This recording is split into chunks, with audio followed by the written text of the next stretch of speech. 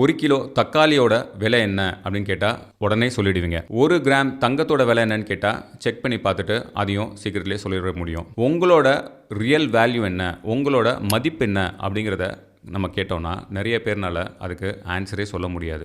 இந்த கண்டென்ட்டை நீங்கள் பார்த்து முடிக்கும் போது உங்களோட மதிப்பை எப்படி எடை போடணும் அப்படிங்கிறத நீங்கள் நல்லா சரியாக புரிஞ்சுக்குவீங்க. இந்த வீடியோவை பார்க்குற நிறைய பேர் இது வரைக்கும் அவங்க வாழ்க்கையில் எட்டாத பல உயரங்களை அடைகிறதுக்கான வாய்ப்பு கண்டிப்பாக இருக்குது. கண்டென்ட்குள்ளே போகலாம் வாங்க.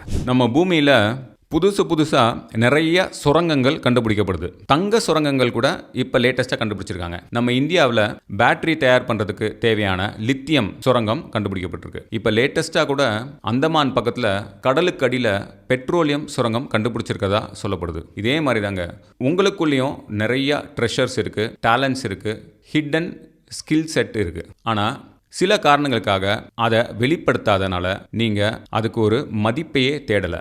உங்களோட வேல்யூ என்ன அப்படிங்கிறதே தெரியாமல் நிறைய பேர் வாழ்கிறீங்க. இந்த கண்டென்ட்டை முழுசாக பார்த்து முடிக்கும் போது உங்களோட வேல்யூவை வெளியே கொண்டு வரதுக்கு நீங்கள் செய்ய வேண்டிய விஷயம் என்ன, செய்யக்கூடாத விஷயம் என்ன அப்படிங்கிறது தெளிவாக தெரிஞ்சிடும். செய்யக்கூடாத விஷயங்களை சொல்கிறேன். உங்களோட உண்மையான மதிப்பு என்னன்னு நீங்கள் தெரிஞ்சுக்கணும்னு ஆசைப்பட்றீங்களா? அப்போ நீங்கள் செய்யக்கூடாத ஒரு முக்கியமான விஷயம் இருக்குது. இது நிறைய பேருக்கு ஆச்சரியமாக கூட இருக்கலாம். அது என்னன்னா, உங்களை சுற்றி இருக்கிற இன்னர் சர்க்கிள்னு சொல்லுவோம்ல, உங்களோட எந்நேரமும் நேரத்தை பகிர்ந்துக்கக்கூடிய உங்களோட ரிலேட்டிவ்ஸ், உங்களோட வெல்விஷர்ஸ் அண்ட் ஃப்ரெண்ட்ஸ். நீங்கள் அதிக நேரம் செலவு பண்ணக்கூடிய ஃப்ரெண்ட்ஸாக இருந்தால் கூட, ரிலேட்டிவ்ஸாக இருந்தால் கூட, அவங்க யாருக்கிட்டையும் உங்ககிட்ட நீங்கள் நம்புகிற ஒரு பெரிய டேலண்ட்டை ஷோகேஸ் பண்ணி அவங்கக்கிட்ட அங்கீகாரம் கிடைக்குமா அப்படின்ற முயற்சியை நீங்கள் பண்ணிக்கிட்டே இருக்கீங்களா?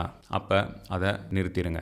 ஏன்னா இந்த மாதிரி இன்னர் சர்க்கிள் கிட்ட நீங்கள் டெஸ்ட் பண்ணி உங்களோட டேலண்ட்டை அவங்க அங்கீகரிக்கிறாங்களா அப்படிங்கிறதுல ஒரு வேலிடேஷன் தேட நினச்சிங்கன்னா பல நேரங்களில் உங்களுக்கு தப்பான ஒரு இண்டிகேஷன் தான் அவங்க கிட்ட இருந்து வரும். ஸோ அதை செய்யாதீங்க. ஏன் இதை செய்யக்கூடாது அப்படிங்கிறதையும் நான் சொல்கிறேன். பொதுவாகவே நிறைய பேருக்கு தன்னை சுற்றி இருக்கிற ஃப்ரெண்ட்ஸ் அண்ட் ரிலேட்டிவ்ஸ் எந்த ஒரு பெரிய அச்சீவ்மெண்ட்டையோ, எந்த ஒரு பெரிய காரியத்தையும், நல்ல காரியத்தையும் செய்வாங்கங்கிற நம்பிக்கையே நிறைய பேருக்கு இருக்காது. அப்படி ஏதாவது ஒரு பெரிய காரியம் யாரோ ஒருத்தர் செய்யணும், இல்லை ஒரு பெரிய விஷயத்தை யாரோ ஒருத்தர் சாதிக்கணும் அப்படின்னா கண்டிப்பாக அது நம்ம ஃப்ரெண்டாக இருக்கிறதுக்கு வாய்ப்பே கிடையாது. ஏன்னா நம்ம ஃப்ரெண்டு எப்படி பெரிய விஷயத்தை செய்ய போகிறான் அப்படின்னு நிறைய பேர் நினச்சிக்கிட்டு இருக்காங்க. அவங்க எல்லாருமே என்ன நினைக்கிறாங்கன்னா, இந்த பெரிய காரியத்தை செய்கிறவங்க எல்லாருமே எங்கேயோ கண்ணுக்கு தெரியாத தூரத்தில் எங்கேயோ வாழ்வாங்க. அவங்க வாழ்க்கையே ஏதோ ரொம்ப வித்தியாசமான ஒரு வாழ்க்கையாக இருக்கும். அவங்க தான் பெரிய காரியத்தை செய்வாங்க. அதை நம்ம டிவியில் பார்த்து புரிஞ்சுக்குவோம் அப்படின்னு நினைக்கிறாங்க. ஆனால் என்னென்னா, எந்த ஒரு பெரிய காரியத்தையுமே சாதாரண நம்மளை மாதிரி ஒரு மனுஷன் தான் செய்ய போகிறான். அது ஏன் நம்ம கூடயே இருக்கிறவராக இருக்கக்கூடாது அப்படிங்கிற சிந்தனை நிறைய பேருக்கு இல்லை. நிறைய பேர் ஒரே விஷயத்த நம்புறாங்கங்கிறதுனாலையோ, நிறைய பேர் ஒரே விஷயத்த செய்கிறாங்கங்கிறனாலையோ அது உண்மைன்னு ஆயிடாது. சில நேரங்களில் நிறைய பேர் நம்புகிற விஷயம் தப்பானதாக போக வாய்ப்பு இருக்குது. இதே மாதிரி உங்களை சுற்றி இருக்கிற நிறைய பேர் நீங்கள் உருப்பட மாட்டீங்க, நீங்கள் பெருசாக சாதிக்க மாட்டீங்க அப்படின்னு நினைக்கிற மாதிரி உங்களுக்கு தோணுனாலும் அது உண்மையாக இருக்கணும்னு அவசியம் கிடையாது. அதையும் மறந்துடாதீங்க. பாப்புலராக இருக்கக்கூடிய எந்த ஒரு எஜுகேஷனையோ இல்லை எந்த ஒரு ஜாபையும் நம்மளை சுற்றி இருக்கிறவங்க ஈஸியாக அங்கீகரிச்சிருவாங்க. ஆனால் உங்களுக்குள்ளே இருக்கக்கூடிய எக்ஸப்ஷனலான ஏதோ ஒரு டேலண்ட்டோ, ஏதோ ஒரு ஸ்கில்லையோ நம்மளை சுற்றி இருக்கிறவங்க அதை பார்த்து அங்கீகரிப்பாங்களா அப்படின்னு பார்த்தா நிறைய நேரங்களில் அங்கீகரிக்க மாட்டாங்க. ஏன்னா அவங்களுக்கு அந்த சப்ஜெக்ட் நாலேஜே பொதுவாக இருக்காது. அது மட்டும் இல்லாமல் பாப்புலரான எல்லா விஷயத்தையும் அங்கீகரிக்கிற மனப்பான்மை பொதுவாகவே மக்களுக்கு இருக்கும். ஆனால் அவங்களுக்கு கொஞ்சமாக தெரிஞ்ச எந்த ஒரு விஷயத்தையும் அவங்க அங்கீகரிக்க மறுப்பாங்க. உங்களை சுற்றி இருக்கிறவங்க உங்களோட ப்ரொபோசலை பல முறை ரிஜெக்ட் பண்ணியும் நீங்கள் திரும்ப திரும்ப உங்களோட ப்ரொபோசலையே நினச்சிக்கிட்டு அதையே அவங்கக்கிட்ட எக்ஸ்பிரஸ் பண்ணி அதுக்கான முயற்சிகளையே நீங்கள் தொடர்ந்து மேற்கொள்ளும் போது உங்களை சுற்றி இருக்கிறவங்க ஒரு ஸ்டேஜுக்கு மேலே உங்களை ஒரு முட்டாளை பார்த்த மாதிரி பார்க்க ஆரம்பிப்பாங்க. அது உங்களுக்கும் புரிய ஆரம்பிக்கும். உங்களை சுற்றி இருக்கிற மக்களை பொறுத்த வரைக்கும் நீங்கள் அவங்கள எப்படி பார்க்கணுன்னா, அவங்க எல்லாரும் பொதுமக்கள் அப்படின்னு பார்க்கணும். ஏன்னா நீங்கள் எந்த ஃபீல்டில் நல்லா வரணும்னு ஆசைப்படுறீங்களோ உங்களை சுற்றி இருக்கிறவங்க எல்லாரும் அந்த ஃபீல்டில் தேர்ச்சி பெற்றவங்களா இருக்கிறதுக்கான வாய்ப்பே கிடையாது. எல்லாரும் பல துறைகளில் இருந்து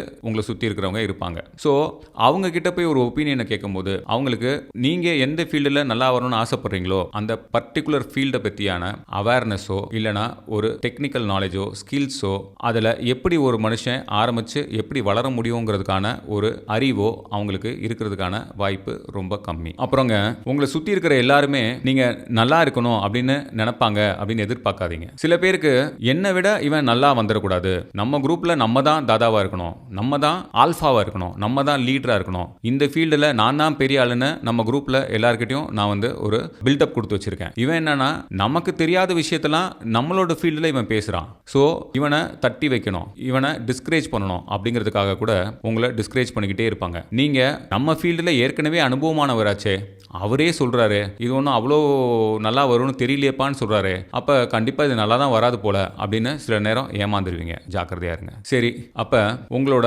உண்மையான மதிப்பு என்ன அப்படிங்கிறத எப்படி தெரிஞ்சுக்கிறது அப்படிங்கிறத பார்க்கலாமா? இப்போ உங்கள் வீட்டில் ஒரு பழங்காலத்து ஃபர்னிச்சர் இருக்குது, அது தூசியும் அதை ஒருத்தர் போய் உட்காந்து உபயோகப்படுத்த முடியாத அளவுக்கு ஒரு சேர் இருக்குது. அப்புறம் ஒரு பாட்டி கட்டின ஒரு பழைய பட்டு புடவை இருக்குது, அதுவும் கிழிஞ்சு கந்தலாக இருக்குது. இப்போ இது ரெண்டுத்துக்கும் மதிப்பு என்ன, இது இன்னைக்கு எவ்வளோ ரூபாய்க்கு விலை போகும் அப்படிங்கிறத இப்போ உங்களை சுற்றி இருக்கிற அந்த ஃப்ரெண்ட்ஸ் அண்ட் ரிலேட்டிவ்ஸ் கிட்ட கொண்டு போய் காமிச்சு கேட்டிங்கன்னா என்ன சொல்லுவாங்க? யாராவது அதுக்கான ஒரு ரியல் வேல்யூவை சொல்ல முடியுமா அப்படின்னா சொல்லவே முடியாது, ஒருத்தர்னால கூட சொல்ல முடியாது. அப்போ இந்த கிழிஞ்சு போன பட்டு புடவை அப்படிங்கிறது அதில் ஜரி இருக்கு, அந்த ஜரி ஒருவேளை பழங்காலத்து புடவைகளை தங்கம் பூசப்பட்ட ஜரியா இருக்கலாம், இல்லை வெள்ளி ஜரியா இருக்கலாம். அப்போ இதை வாங்கக்கூடிய ஒரு மார்க்கெட்டோ இல்லைன்னா ஒரு வியாபாரிக்கிட்டையோ அதை கொண்டு போய் இந்த பட்டு புடவையை கொடுத்தீங்கன்னா அவர் அதை டெஸ்ட் பண்ணி பார்த்துட்டு அதை எடை போட்டு பார்த்துட்டு இத்தனை எடை இருக்குது, இதில் வெள்ளி இவ்வளோ இருக்குது, இதில் தங்கம் இவ்வளோ இருக்குன்றதை புரிஞ்சுட்டு இந்த பட்டு புடவைக்கு நான் ஒரு 65,000 ரூபா தரவாமா அப்படின்னு கேட்பாரு. அது நமக்கு ஷாக்கிங்காக இருக்கும். அப்போ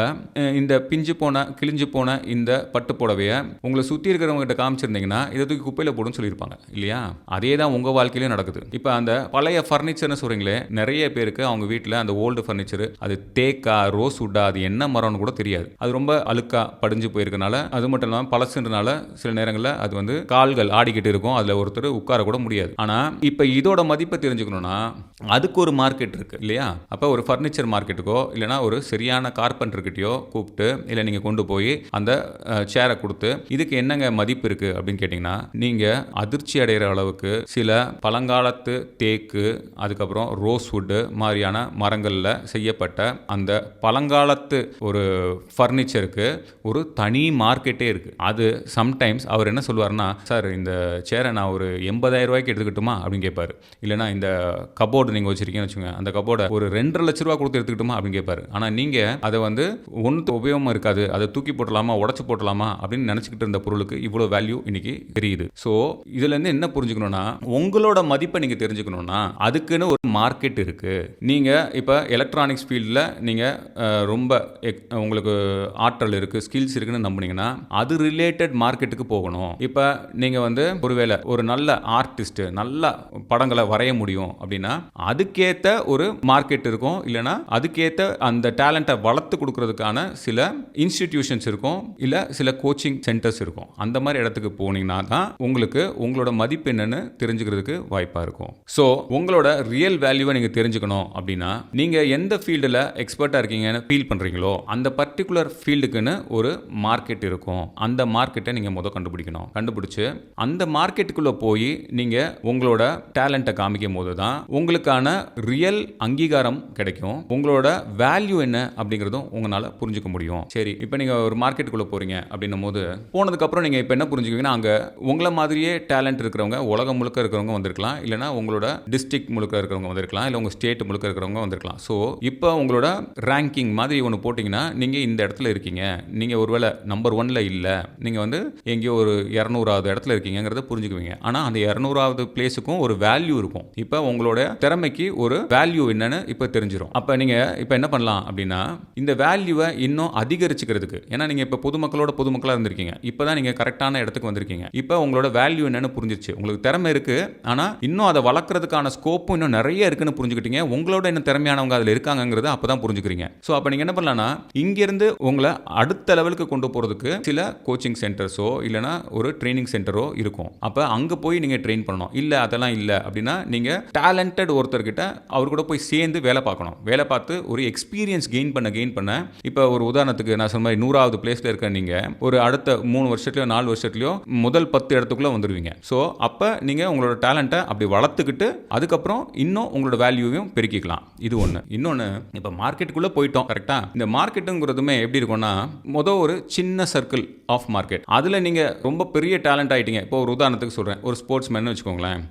அவரோட டிஸ்ட்ரிக்டில் இப்போ தான் தடவையாக உள்ளே போய் டிஸ்ட்ரிக்ட்டுக்குள்ளே அவரோட வேல்யூவை செக் பண்ணுறாரு. செக் பண்ணும்போது என்ன புரியுதுன்னா, நம்பர் 1 பொசிஷன் வந்துட்டார் அவரோட டிஸ்ட்ரிக்டில். அப்போ என்ன ஆகும், ஆட்டோமேட்டிக்காக அந்த சர்க்கிள், அந்த மார்க்கெட் அப்படிங்கிற இடத்துல இருந்து அதை விட பெரிய மார்க்கெட் அப்படிங்கிறது, ஒரு பெரிய சர்க்கிள்ங்கிறது ஸ்டேட் லெவல் காம்படிஷனுக்கு இப்போ அவர் போய் பார்ட்டிசிபேட் பண்ணலாம். பண்ணும்போது தான் அவருக்கு என்ன புரியும், இப்போ அங்கே அவரோட மதிப்பு என்ன அப்படிங்கிறது புரியும். அங்கே ஒரு 20வது இடத்துல இருக்காரா, இல்லை அங்கேயும் நம்பர் 1 பிளேஸ்ல ஒரு வராரா அப்படிங்கிறத அவர் புரிஞ்சுக்குவார் கொஞ்ச நாள்ல. சரி, இப்போ ஸ்டேட் லெவல்லையும் அவர் ஃபர்ஸ்ட் வந்தாருன்னா அப்புறம் இந்தியா லெவலுக்கு போவார். அங்கேயும் ஃபர்ஸ்ட் வந்தாருன்னா என்ன ஆகும், இன்டர்நேஷனல் லெவலுக்கு அவர் போவார். இதே மாதிரி தான் நீங்கள் ஒரு வேலை ஒரு ஆர்டிஸ்டாக இருந்தாலோ, இல்லைனா நீங்கள் ஒரு இன்ஜினியரிங் ஃபீல்டில் ஏதாவது ஒரு விஷயம் சாதிக்கிறதா இருந்தாலும் ஒரு சின்ன மார்க்கெட்டுக்குள்ளே போய் உங்களை டெஸ்ட் பண்ணி பார்க்கணும். பார்த்து அந்த மார்க்கெட்டில் நீங்கள் ரொம்ப பெரிய ஆளாக இருக்கீங்கன்னா ரொம்ப நாளைக்கு அதே மார்க்கெட்டில் இருக்கக்கூடாது, அதை விட பெரிய மார்க்கெட்டுக்கு போகணும். அதுக்கப்புறம் அதை விட பெரிய மார்க்கெட் போகணும். அதுக்கப்புறம் பெரிய மார்க்கெட் மட்டும் தேர்ந்தெடுக்கிறது முக்கியம் இல்லை. சில நேரங்களில் அந்த ஒரு நீச்ன்னு சொல்லுவாங்களா, அந்த மாதிரி ஸ்பெசிஃபிக்காக உங்களோட டேலண்ட்டுக்குன்னு சில மார்க்கெட் இருக்கும். அந்த மார்க்கெட்டுக்குள்ளே கரெக்டாக போனீங்கன்னா தான் உங்களோட ரியல் வேல்யூ என்னங்கிறத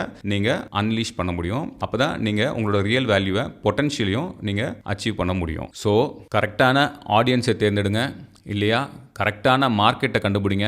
உங்களோட டேலண்ட்டை எங்கே எடுத்துகிட்டு போனால் அங்கீகாரம் கிடைக்குமோ, யாருக்கு உங்களோட டேலண்ட் புரியுமோ அங்கே போய் டிஸ்பிளே பண்ணுங்கள். உங்களோட ரியல் வேல்யூ என்னென்னு புரிஞ்சுக்கோங்க. அடுத்தடுத்து இன்னும் பெரிய பெரிய மார்க்கெட்டுக்கு உயருங்க. உங்களோட வேல்யூவையும் தொடர்ந்து அதிகரிச்சுக்கிட்டே இருங்க. இந்த வீடியோ நிறைய பேருக்கு உபயோகமாக இருக்கும்னு நம்புகிறேன். நன்றி.